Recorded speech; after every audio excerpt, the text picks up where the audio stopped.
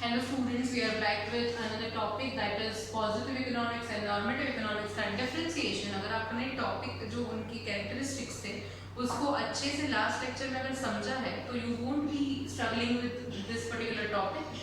So now we will move to the differentiation। differentiation के लिए भी इसमें थोड़ा ज़्यादा डिस्क्रिप्टिव दिया है, बट आपको अगर अपनी ईज के लिए उसको अच्छे से पॉइंट्स में याद करना है तो you can just have a picture of this particular notes।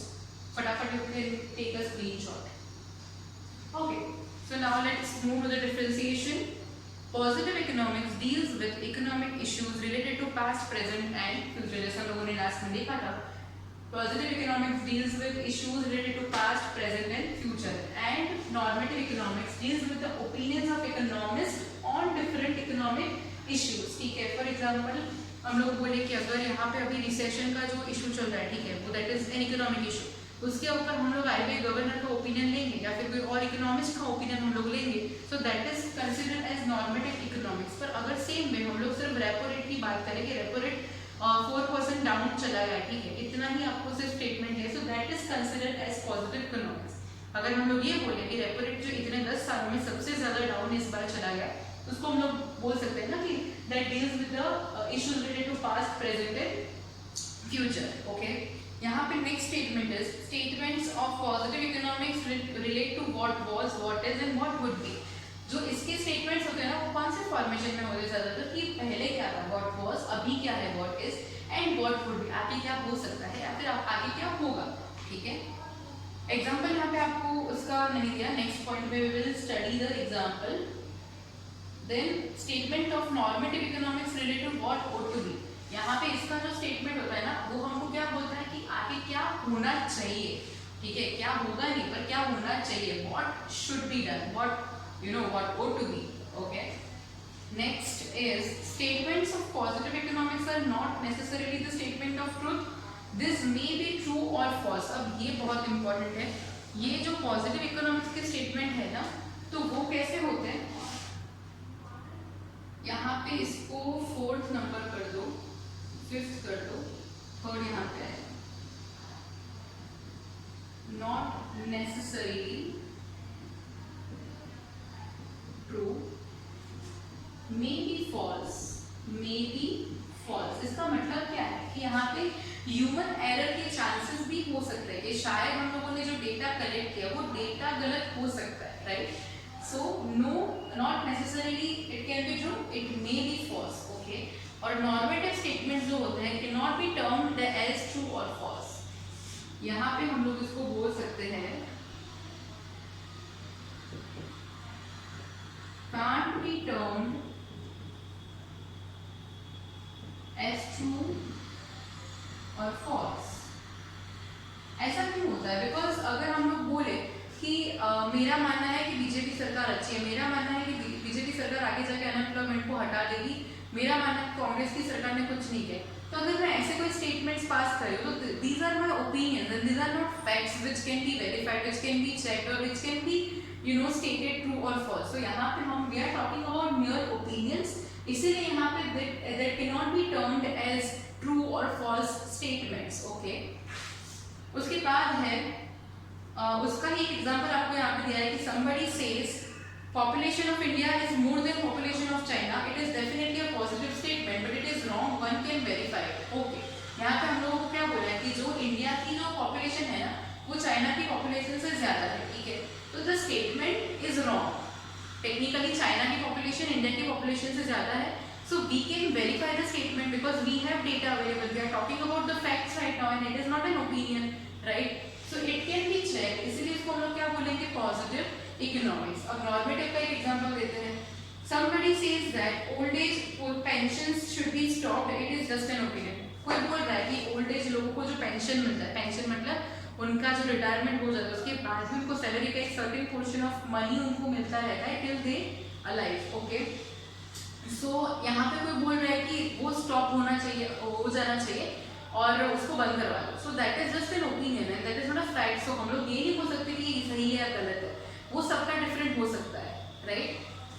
Next is facts and figures are verifiable for truth. Again यहाँ पे जो फैक्ट्स और फिगर्स की हम लोग बात करें तो हम उसको वेरीफाई कर सकते हैं ना, जैसे कि हमने इंडिया चाइना वाले एग्जांपल में देखा कि इंडिया का पॉपुलेशन चाइना की पॉपुलेशन से ज्यादा है, हम लोगों ने उसको वेरीफाई किया, वेरीफाई करने के बाद we can conclude that it is true और फॉल्स, राइट। यहाँ पे तो ओपिनियंस ही है, तो normative statements are not verifiable, इसको हम लोग वेरीफाई नहीं कर सकते कि ये सच है झूठ है, राइट।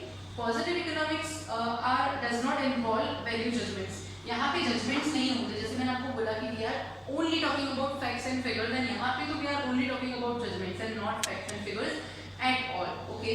आई होप कि all are clear with this differentiation. फटाफट से एक बार इसका फिर से भी हम लोग क्विक रिवीजन ले लेते हैं। यहाँ पे क्या होता है, we study issues related to past, present and future. यहाँ पे what we study about the opinions of different economist on economic issues. यहाँ पे क्या पास्ट, प्रेजेंट, फ्यूचर का हम लोग डेटा स्टडी करते हैं, फैक्ट्स को स्टडीज करते हैं। यहाँ पे हम लोग ओपिनियंस स्टडी करते हैं डिफरेंट इकोनॉमिस्ट के, जिनके इकोनॉमिक इशू के ऊपर उनके जो भी ओपिनियंस होते हैं। यहाँ पे statements consider what was, what is and what would B, right, कि पहले क्या था, अभी क्या है, आगे क्या होगा। यहाँ पे statements are like what ought to be, क्या होना चाहिए।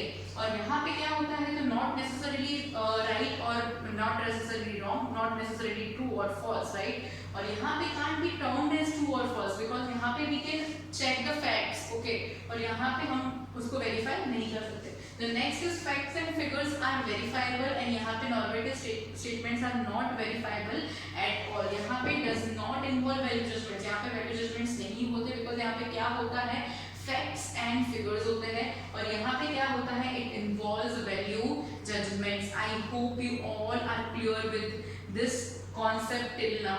इसके बाद का जो टॉपिक है व्हाट इज एन इकोनॉमी, इसका थोड़ा सा इंट्रोडक्शन आज ले लेते हैं, उसके बाद वाले वीडियो में we will understand the nature and types of economy. Okay, what is an economy? People perform different economic activities to earn their living.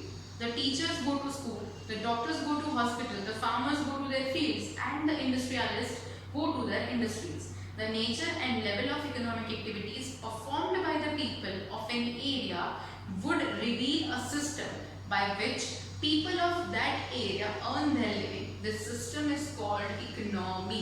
अब इसको बहुत ही simplified वे में यहाँ पे समझाया है कि हम लोग सब क्या करते हैं, we all want to earn money, and that is why in order to earn money we perform different kind of economic activities. Economic activities किसको बोलते हैं?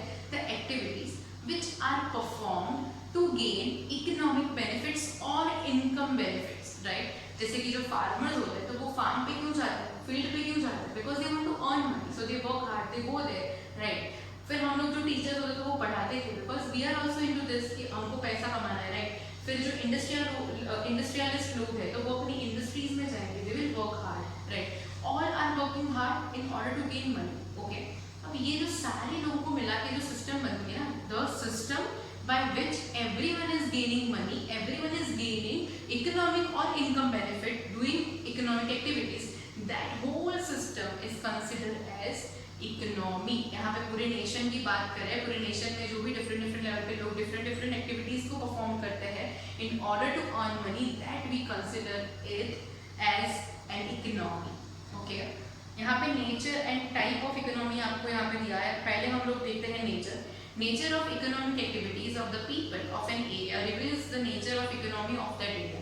मतलब वो लोग क्या बोलते हैं कि आपके एरिया में जो भी इकोनॉमिक एक्टिविटीज वगैरह हो रही है ना, उसका जो नेचर है वो नेचर आपका टाइप ऑफ इकोनॉमी जस्टिफाई करता है। You may find that most people in area are engaged in agricultural activity.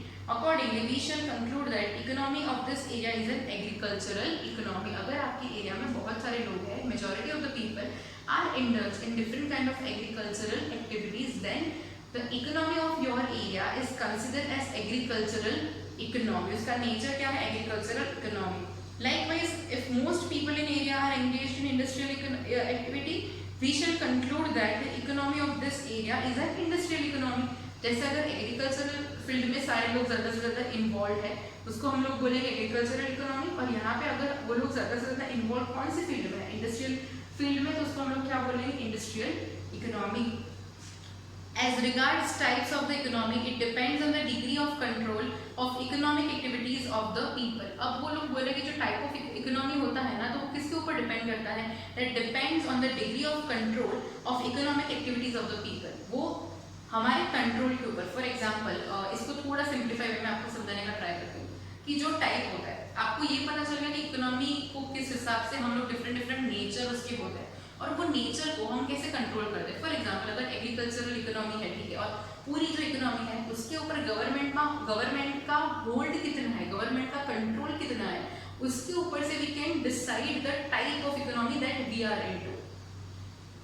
Economic activities such as activities of production, consumption, investment and exchange are controlled or regulated by the government of a country.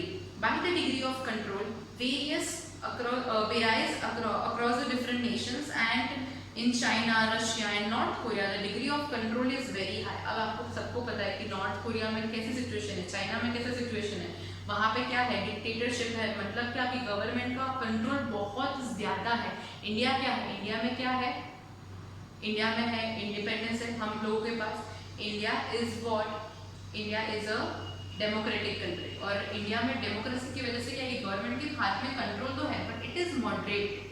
We as a citizens of the nation we do have power in our hands too, right. But वहाँ पे जो countries है, north Korea है, फिर China, वो countries में अभी तक लोगों के पास कोई पावर नहीं है, इसलिए कंट्रोल की डिग्री जो है वो डिग्री ज्यादा है,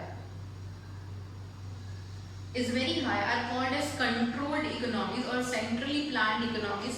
Second, there are economies where the degree of control is notional. Notional मतलब बहुत कम हो, ऐसी economies को हम लोग क्या बोलेंगे, free economics और market economics. Economies of USA and UK are examples. US और UK की economy कैसी है, जहाँ पे गवर्नमेंट का जो इकोनॉमी के ऊपर कंट्रोल होता है ना बहुत कम है, इसीलिए उसको हम लोग क्या बोलते हैं, फ्री इकोनॉमी, ठीक है, फ्री मार्केट उसको हम लोग बोलते हैं, मार्केट इकोनॉमीज को हम बोलते हैं।